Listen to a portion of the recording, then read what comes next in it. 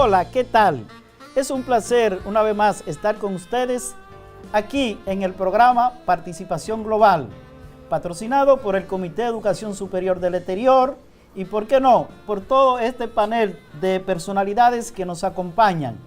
Como ustedes conocen, hace unos días que tuvimos con nosotros al catedrático, al embajador, al periodista, al hombre de la comunidad que siempre ha estado contribuyendo con el quehacer del desarrollo de una comunidad pujante.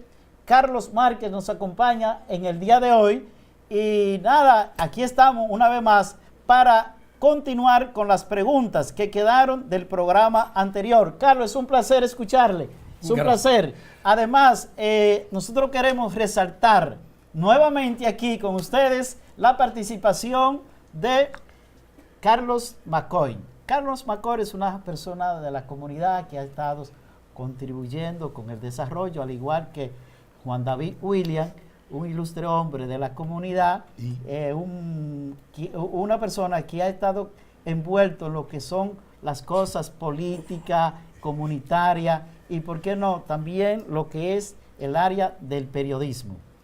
Tenemos aquí a nuestro lado derecho a Wanda Ferreira, quien también ha estado envuelta en lo que tiene que ver con el cine, la cinematografía, lo que tiene que ver con la pantalla gigante. De tal manera que es un placer tenerlo con ustedes una vez más aquí compartiendo con todos nosotros y ustedes, el público en general, que siempre nos da seguimiento. Carlos, usted sabe que damos con unas preguntas pendientes del programa anterior y queremos que usted hoy pueda, seguro que usted tiene la mente todavía lúcida, clara y puede contestarnos.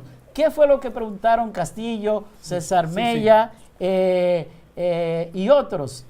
¿Cuál Lugo, fue? Lugo, señor Lugo y otras personalidades. Vamos a comenzar por ahí, por favor. Bueno, las preguntas fundamentales del programa anterior que quedaron en el aire son las que tienen que ver con lo que va a ocurrir en América y la propuesta que hay que nosotros tenemos para América hispana o Iberoamérica, incluyendo Brasil.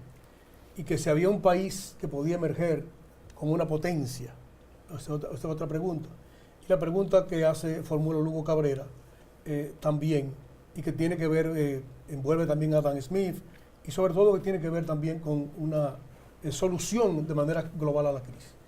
Fíjense, como dijimos, después del estallido de la crisis se buscaron soluciones, pero no hubo ningún acuerdo. Voy a reiterar. Y al no existir ningún acuerdo, el presidente Bush lo que luchó y trabajó fue por una reforma al modelo neoliberal. O sea, ciertas regulaciones, pero lo esencial no era con mucha energía al modelo neoliberal. Entonces, eso se quedó en el aire. Y al quedarse en el aire, llegó el presidente Barack Obama.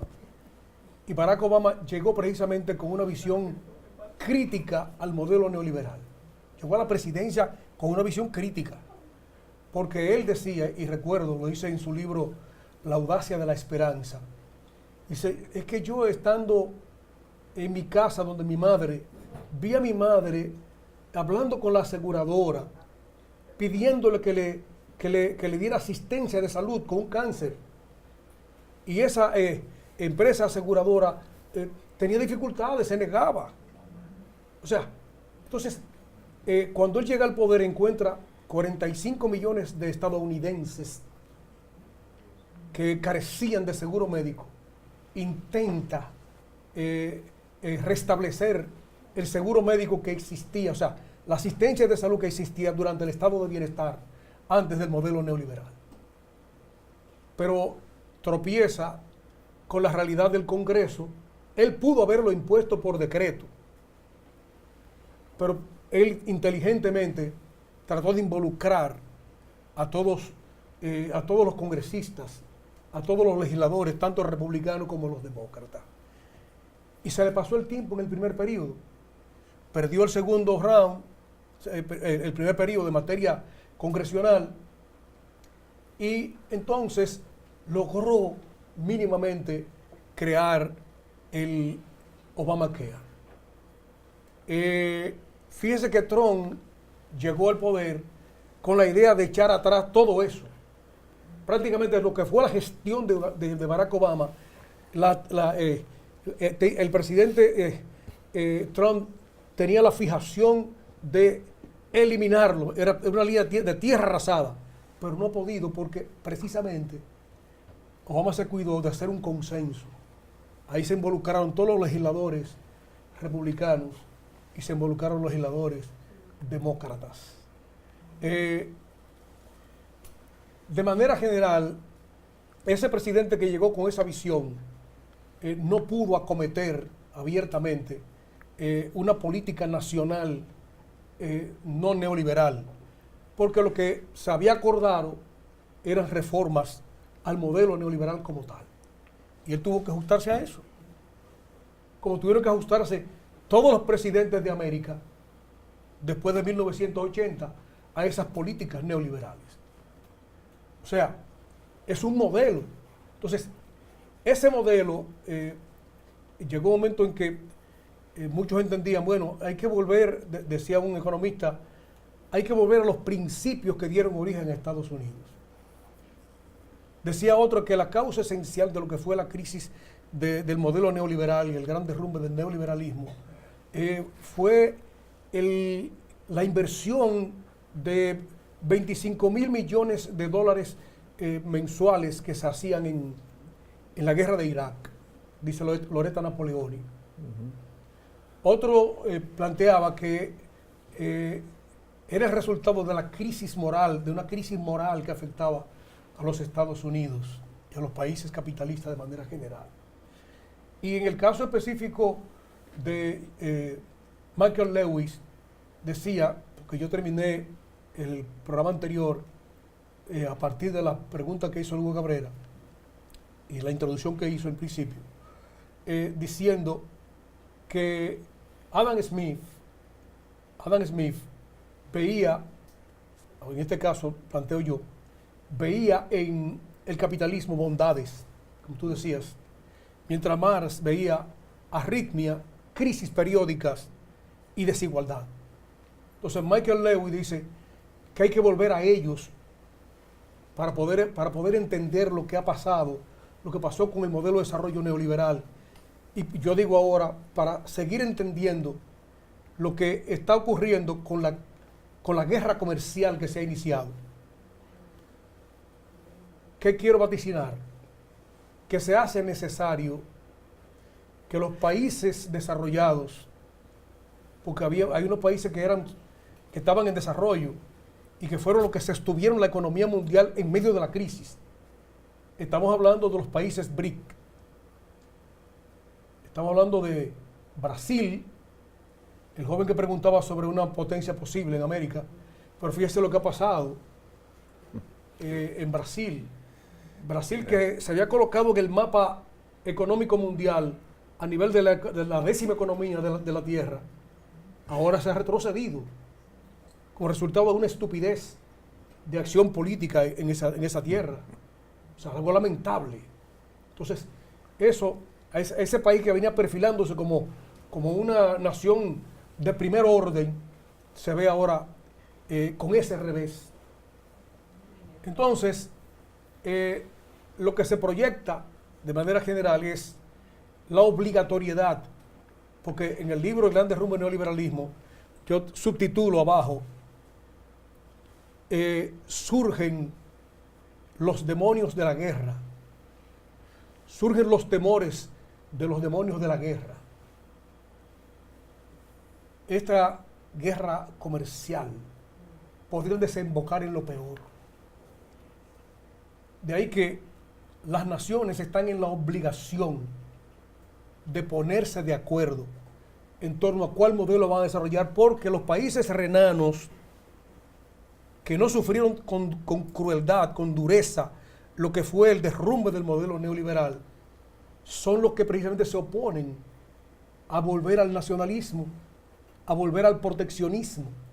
O sea, China, que no sufrió la crisis, que es el más beneficiado de la crisis, porque emergió como líder de la economía mundial, o sea, del comercio mundial, y los demás, Alemania, Francia y los otros, también se oponen. La Unión Europea se opone a lo que quiere hacer el presidente Trump. Como decía también, hay una situación muy grave en el aspecto diplomático, por cuanto las gestiones que se hacen en materia diplomática han dejado de hacerse. Y la diplomacia es un garante en gran medida, o sea, es un instrumento para la paz. Y en la medida en que el comercio se desarrolla, pero ocurre que precisamente hoy el presidente Trump decía, si Europa, que le iba a proponer a Europa formalmente, que eliminara todos los aranceles en la Unión Europea, que Estados Unidos va a eliminar todos los aranceles aquí. ¿Usted sabe cuál es el problema en el fondo? El problema es que con la Unión Europea, o sea, la relación de vender productos desde Estados Unidos a la Unión Europea y a su vez de vender productos de la Unión Europea aquí en Estados Unidos, la diferencia entre lo que se vende allá y lo que se compra de allá para acá es de 353.000 millones de dólares anuales. Y lo que tiene que ver con China sobrepasa los 400.000 millones de dólares, o sea, el déficit que tiene Estados Unidos. Y con relación a México, o sea, el Telecán y Canadá alcanza más de 65.000 millones de dólares.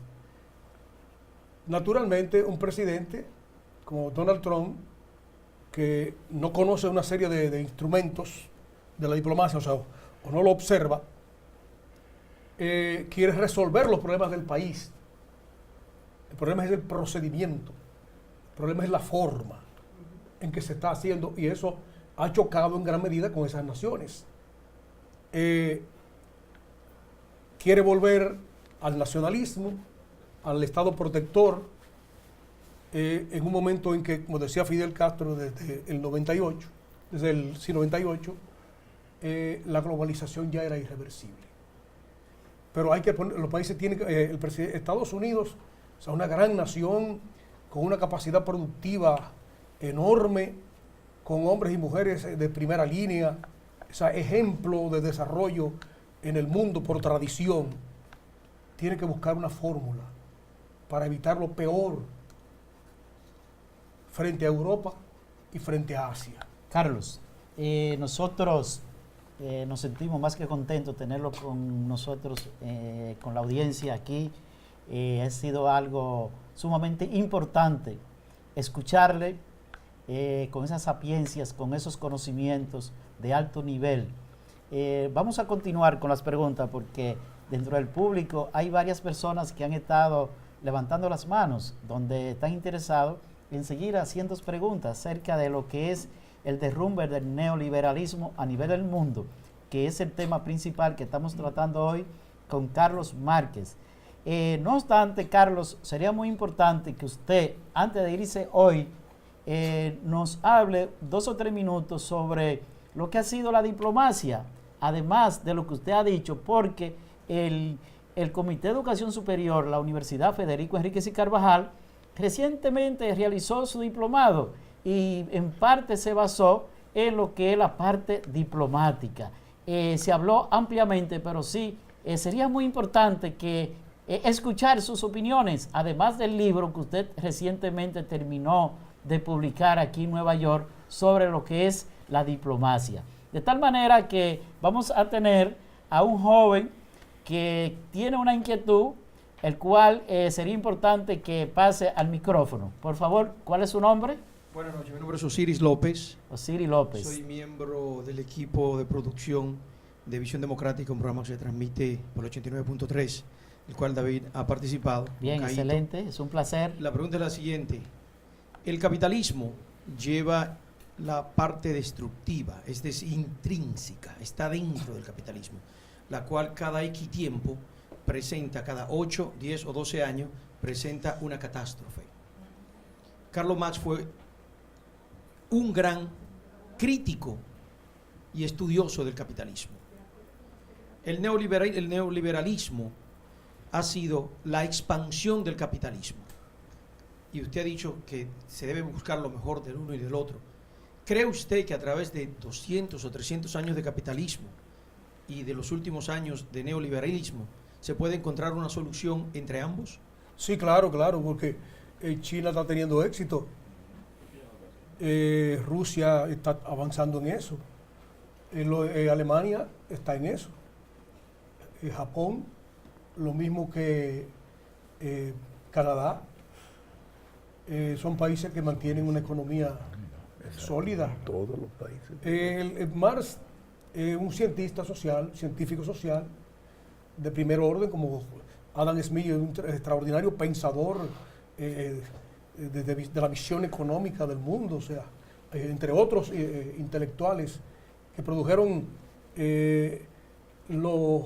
las ideas fundamentales que rigen la economía mundial hoy. En el caso específico de Marx, cuando yo hablo de lo mejor del capitalismo con lo mejor del socialismo, en mi libro El gran derrumbe del neoliberalismo, precisamente yo hago una crítica al socialismo, donde planteamos que el socialismo fracasa porque castró la iniciativa privada. O sea, el fracaso del socialismo fue limitar la iniciativa individual para crear empresas, para inventar. El socialismo quiso que los inventos fueran colectivos y conseguir, por ejemplo, un Zuckerberg en colectivo es muy difícil. ¿Lo vamos a entender? Entonces, es más, yo me atreví a decir ahí en ese libro que si hay una clase social revolucionaria es la burguesa. Es más, la principal clase social, la auténtica clase revolucionaria es la burguesa, sobre todo porque fomenta la creación, la invención. O sea, no es ni siquiera la burguesía, es un segmento resultado del sistema burgués, sistema capitalista, muy escaso, que son los inventores. Ahí que descansa. Marx le atribuyó a los trabajadores, de manera general, la virtud de estar destinados a redimir a la humanidad. Ese fue su error, ese es su equívoco. Los llamados a redimir a la humanidad son esos inventores. Ese Watt que cuando estaba hecho el motor, inventó el condensador, porque el motor explotaba fácil. Desde que lo encendía, a poco rato explotaba el motor. Pero cuando él hizo el condensador, que el agua entraba, se calentaba, se enfriaba, ese genio no aparece tan fácil.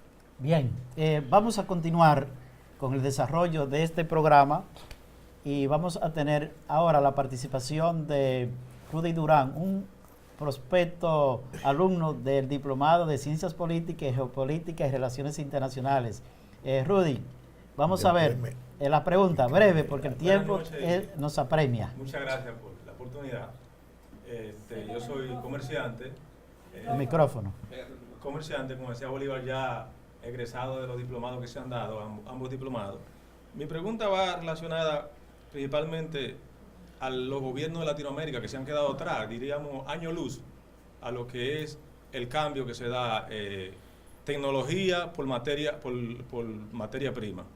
O sea, ya vemos cómo una gran moda novedosa puede superar el Producto Interno Bruto de un país productor de petróleo como lo es Venezuela.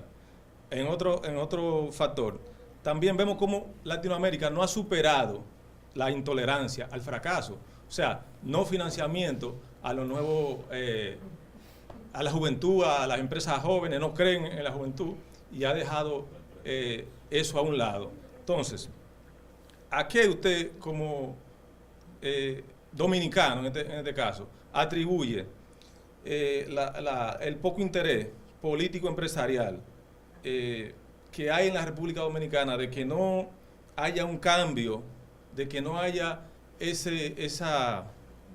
financiamiento a descubrir tanto talento que tenemos en la República Dominicana. Yo como joven me inquieto mucho al pensar que, por ejemplo, en Santo Domingo para usted constituir una empresa necesita dar 17 pasos hoy en día. En Estados Unidos yo solamente doy 3 pasos. Entonces, yo como joven, y este programa que está siendo visto ya en plena globalización y va a ser visto por muchos latinoamericanos, me gustaría que usted desarrolle un poco en cuanto a esa inquietud. Muchas gracias. Sí, mira, hay dos preguntas. Lo que plantea Bolívar y que tiene que ver con la diplomacia, ese sería un tema Para el próximo. de otro programa. Sí. Y creo que parte de lo que plantea el joven también es parte de otro programa que tiene que ver, por ejemplo, con la ideología. O sea, cómo la ideología, o sea, la visión ideológica de la sociedad latinoamericana ha impedido el desarrollo de América. Ese es un tema interesante por desarrollar. En el caso dominicano, yo sé que el actual gobierno, el presidente Medina, hace esfuerzo por simplificar ese proceso para la creación de empresas. Hace esfuerzo para irlo simplificando. Es que todo viene de muchos años atrás. Y los gobiernos han tenido que ir enmendando cosas, resolviendo cosas poco a poco que duran, permanecen. Y eso es parte de nuestro subdesarrollo y también de la visión ideológica que hemos heredado de lo que fue el Imperio Español y en gran medida del catolicismo. O sea, porque el catolicismo se oponía a la ciencia, a la investigación, e impuso en América Latina la enseñanza no laica, una enseñanza de memoria, no una enseñanza a partir de la investigación y la ciencia. Y si tú no tienes investigación en ciencia, no puedes desarrollar tecnología, ni puedes desarrollar tu fuerza productiva, no puedes desarrollar nada. Entonces, eso es un tema para otro programa. Bien, ha sido un placer estar con ustedes. Este programa es de ustedes y para ustedes. De tal manera que parte del panel tienen algunas preguntas también. Ellos quieren también participar, al igual que el público presente. Pero, María Rodríguez, por favor, 30 segundos. 30 segundos, porque ya el tiempo se nos terminó. Y luego entraríamos ya con parte del panel para cerrar ya este capítulo de este programa en el día de hoy. Es Excelente. Un placer. Un placer inmenso para mí también. Mi nombre es María Rodríguez. Mi pregunta es, ya como todos sabemos, la negociación de República Dominicana con China, ¿cómo se ve el futuro de República Dominicana en términos del neoliberalismo? Ok. Fíjate, República Dominicana se ha beneficiado con la indefinición del modelo. O sea, porque como Estados Unidos abandona el modelo neoliberal y Trump le asesta la puñalada esencial, entonces hay un modelo indefinido donde el gobierno puede ayudar al aparato productivo. Y por eso ha podido el presidente Danilo Medina en este caso ir a la visita sorpresa y darle dinero a los productores. Aprovechar, o sea, se ha aprovechado. América Latina debía aprovechar esa indefinición que hay para, desde el Estado, contribuir, pero sobre todo, ¿qué es lo que pasa? Tú no haces nada solamente con financiar, tú tienes que ayudar y formar porque hace falta una revolución tecnológica. Sin una revolución tecnológica, sin una revolución industrial, o sea, los países que son ricos ahí hicieron sus revoluciones industriales. O sea, eso es una verdad. El que no ha hecho revolución industrial es pobre. China lo entendió. Mao en el 64 escribió en las 5 tesis filosóficas la necesidad que tenía China ya de construir los grandes hornos, las grandes calderas, o sea, para desarrollar a China. Y que Deng Xiaoping después lo retoma y lo impulsa. Lo propio ha ocurrido y ocurre en todas las naciones donde no ha habido eso. Donde hay desarrollo tecnológico industrial, hay progreso, la gente vive mejor. hay mejor calidad de vida, porque se incrementa la producción y la productividad. Estamos produciendo, pero nos falta, en Santo Domingo nos falta además tener una cultura de exportación que hay que enseñarlo. Nosotros proponemos una revolución de la enseñanza. La revolución educativa ha desarrollado su papel de enseñar, de crear la infraestructura educativa y enseñar a leer y escribir. Ahora falta enseñar a producir en una revolución tecnológica industrial. Bien, gracias. Prácticamente el tema República Dominicana con China, la crisis de la diplomacia, entre otros, se quedarán como también tema pendiente, porque sí, yo sé y todos sabemos que Carlos Márquez tiene muchos recursos para hablar acerca de esos temas. De tal manera, tenemos a Carlos McCoy, quien se va a despedir 10 segundos. No, pero William quería... David William, No, 10 segundos. Ok. Y Wanda, 10 segundos, para que culminemos ya con este gran programa que hemos tenido en el día de hoy, con este panel y este gran hombre de la comunidad, Carlos Márquez. McCoy, bueno, yo me 10 despido, segundos. sí, yo me despido estando totalmente de acuerdo con Carlos Márquez. Si no nos desarrollamos industrialmente, no vamos para ninguna parte. No es lo mismo vender cacao que vender chocolate. No podemos seguir vendiendo café en grano sin hacerlo en polvo. Nos desarrollamos con la caña, no vendíamos caña, vendemos azúcar y se desarrolló la industria azucarera. Nosotros tenemos que darle valor agregado a nuestros productos agropecuarios. Bien. Nosotros Gracias. tenemos que vender, en vez de batata, compota de sweet potato. Bien, gracias. Mira, David, es muy sencillo. ya el tiempo se nos fue, Sí. pero 10 segundos. Si el euro se va a convertir en una moneda prestigiosa y sólida, bienvenido, porque el mundo entero está bajo la hegemonía del dólar.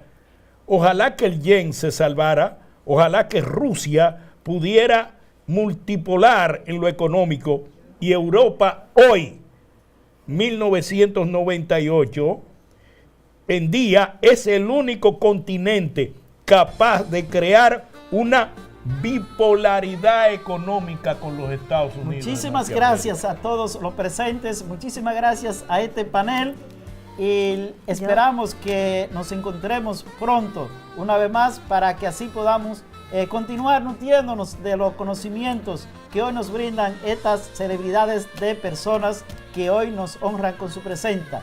Ha sido un placer y hasta la próxima. Muchísimas gracias.